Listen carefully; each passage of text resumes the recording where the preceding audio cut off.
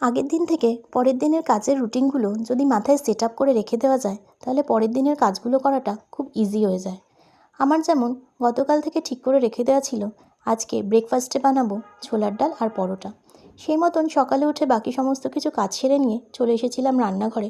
যা যা কিছু প্রিপারেশন লাগে সেগুলো সব রেডি করে বসিয়ে দিয়েছিলাম ছোলার ডালটা।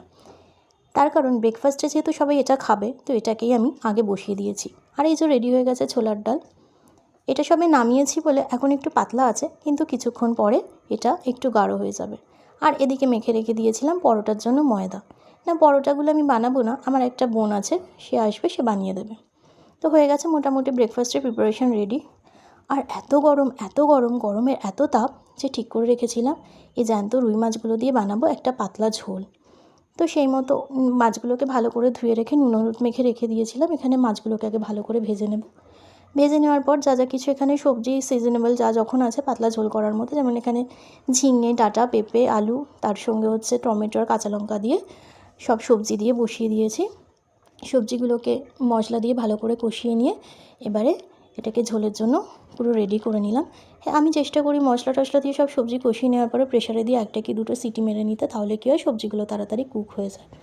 এবারে এই ঝোলটার মধ্যে আমি মাছগুলোকে নিয়ে বেশ কিছুক্ষণ ফুটিয়ে নেব। তো তৈরি হয়ে গেছে আমার এখানে পাতলা মাছের ঝোল। উফ, গরমের জন্য উফ গরম।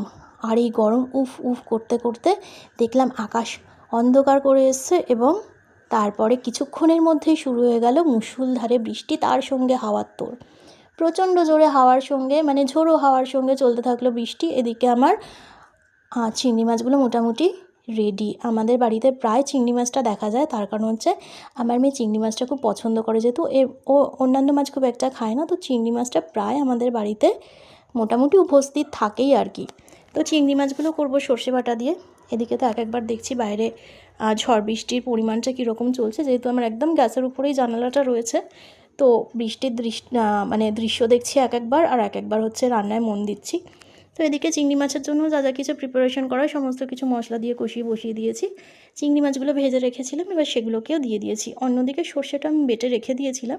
চিংড়ি মাছগুলো দিয়ে একটু নাড়াচাড়া করে নেওয়ার পর এর মধ্যে দিয়ে দিলাম সর্ষেটা। একটুখানি না, সামান্য জল দিয়ে আমি এটাকে সর্ষেটা বাটার পর রেখে দিই। জলটা ওপর দিয়ে ঢেলে দিই যাতে নিচে হচ্ছে সর্ষের খোসাগুলো পড়ে থাকে। রান্না যতটা চেষ্টা করি সর্ষের খোসাগুলোকে অ্যাভয়েড করতে। এই যে তৈরি হয়ে গেছে আমার সর্ষে বাটা দিয়ে চিংড়ি মাছ। আমার মেয়ের তো আজকে ভালোই মেনু হয়ে গেছে, কেননা ও সত্যিই চিংড়ি মাছটা খেতে খুব ভালোবাসে। এবার আমি বারান্দায় এসে দেখতে এলাম যে ঝড় বৃষ্টির কতটা কমলো বা বাড়লো। ওরে বাবা রে, এখনও তো ভালোই চলছে, কখন থামবে তার তো কোনো